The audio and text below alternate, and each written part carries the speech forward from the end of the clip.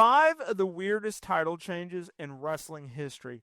When I tell y'all that I had to put together a list like this, it was interesting. These are some really, really weird title changes in pro wrestling history. Not even necessarily the worst or the best, just straight up weird. And as I went back and I did my research, a lot of these, they surprised me that they even happened.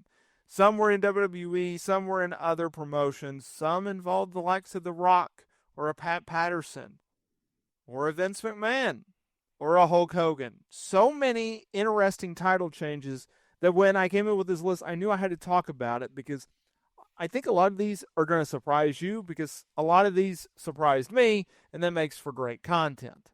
Look, whether it's Vince McMahon, whether it's Eric Bischoff, whether it's whoever that's booking these things, they're just weird in general.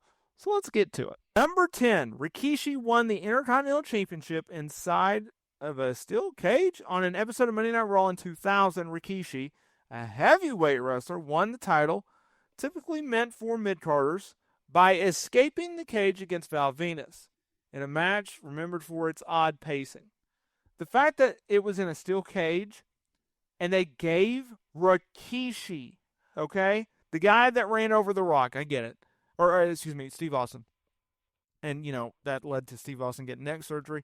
The fact that Rikishi won the Intercontinental Championship showed you what WWE thought of the Intercontinental Championship at this time. The fact that he won it from Val Venus is even more crazy.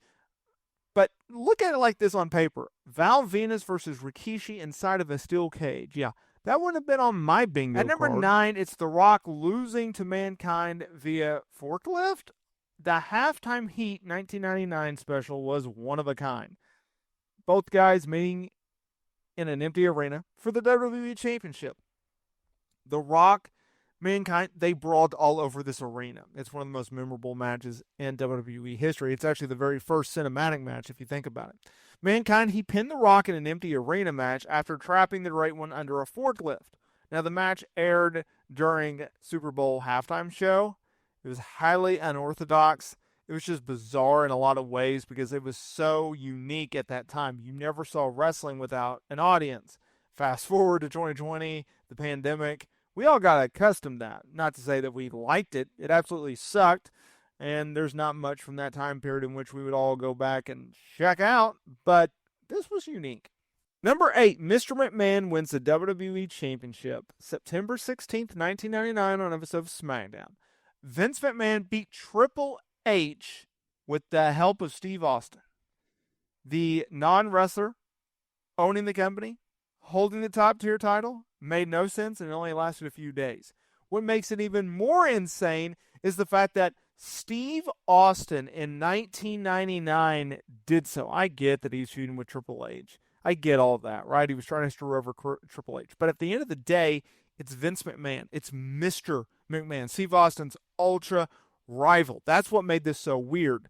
Vince McMahon had no business being WWE champion. Thank goodness it only lasted a few days. People don't talk about this enough. Sure, they talk about Steve Austin's heel turn in 2001 at WrestleMania. You know, Vince helping him out, taking his help in that legendary buildup of a match with The Rock. But still, McMahon as WWE champion, just ugh. Number 7, Chyna and Chris Jericho as co-Intercontinental Champions. At Armageddon 1999, after a controversial finish where both Chyna and Jericho had legitimate claims to win the title, they were declared co-champions. This led to an awkward feud with each other. I never liked the intergender matches involving Chyna. Not anything against Chyna. I'm just not a fan of intergender matches. I'm certainly not a fan of intergender co-champions for the Intercontinental title. Just like I was talking about a few minutes ago with Rikishi. The Intercontinental Championship during the Attitude Era, it looked down upon. It was not in the same light as it once was in the early 90s. Certainly not where it is today, thanks to hard work from the likes of Gunther and Sami Zayn and Jey Uso and Braun Breaker. But Chris Jericho and Chyna as co-champions just made everyone shake their heads. Number 6, kicking it old school, In Your House 4, back in 1995. Intercontinental Champion once again. Dean Douglas got handed the Intercontinental title. Look, Shawn Michaels forfeited the title after being attacked by thugs, and Dean Douglas was handed the belt. only to lose it to Razor Ramon minutes later. Look, Dean Douglas, a.k.a. Shane Douglas, he never, I felt like, got a fair shake in WWE. He had a bunch of heat with the Clique, and the Dean Douglas teacher-type gimmick was never going to work. I don't care who you had portraying that character, it was never going to work. It was always going to suck, and you could not get over it. And the fact that he was handed the belt only to lose it minutes later, Razor Ramon, only made not only this title run weird, but this character weird in general. Number 5, King of the Ring 2000, the Hardcore title. In June of 2000, Pat Patterson helped Gerald Brisco win the Hardcore title from Crash Holly. But during his victory celebration, he turned, Pat Patterson did, on Gerald Brisco, blinding him with his champagne bottle and breaking it over his head, and pinning Brisco, an unconscious champion, to win the title. Brisco pursued Patterson through the women's locker room, where Patterson was hiding in drag. This led to Vince McMahon scheduling them to wrestle over the Hardcore title in an evening gown match at King of the Ring 2000. In the course of the match, Crash Holly attacked both guys and pinned Patterson to become the Hardcore champion. Once again, just ridiculousness. Number 4, we're sticking with Crash Holly, and that was all of the multiple title reigns that he had as a Hardcore champion and the 24/7 rule that said championship held. Crash Holly introduced the 24/7 title, leading to changes at absurd places: a laundromat, airport, a children's ball pit, catering, bathrooms, you name it. The Hardcore title was always something in which got fans talking, because you never knew when it was going to change hands. You never knew who was going to win it at that. I mean, you had some random names in here, but Crash Holly, I felt like, made the perfect champion because he would introduce all of these random and weird places to change the title.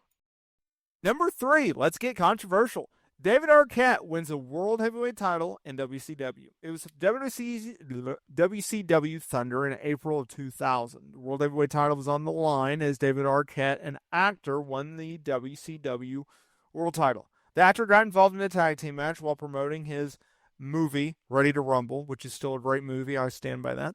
Teaming with DDP, Diamond Dallas Page, to take on Eric Bischoff and Jeff Jarrett. He won the championship, something which he absolutely hated to do. Continuously says that was the worst idea in the history of the wrestling business. I would agree. There's another one coming up here shortly. Making an actor a world champion, not a great idea. It's not like they had Bad Bunny going there, a guy who legitimately loves the business, who is really, really good at the business, who has a ton of respect for the business. I don't put the blame here on David Arquette. I obviously put the blame on WCW and Vince Russo. Just an absolute Number 2, Vince McMahon wins the ECW Championship. Backlash 2007. Let's take it back for a minute. The then WWE owner, he dressed in a do-rag and pinned Bobby Lashley in a handicap match to win the Hardcore-centric championship, completely destroying its credibility. Sure, he had help from outside talent. I get that. But the fact that he booked himself as the ECW champion was outrageous. This came at a time where it was months after Paul Heyman had a big blow up with Vince on the plane. The Dismember to Dismember pay-per-view event, the one that sent Paul Heyman home. He tried to fight all these things, and Vince McMahon was out to just absolutely destroy any and all legacy that ECW had. Holding its championship was just insane to me, and it still is. Number 1, the Finger Poke of Doom, WCW Monday Night Nitro, January 4th, 1999, Kevin Nash. Well, he went and laid down after Hulk Hogan, who came out of retirement, poked him in the chest. This incident is notorious for turning off fans. Now look, we all have heard this story 1,000 times. I'm not going to rehash it. That was just essentially just a glimmer. Look, WCW by 1998 was in bad situations. But 99 was really, really bad. It was not as bad as 2000 or 2001. But 1999 really showed fans, okay, everything that we loved about this company, it's not the same. It's not the same company that we all know and love. This was a really, really bad title change. If not The worst, but it's definitely the weirdest.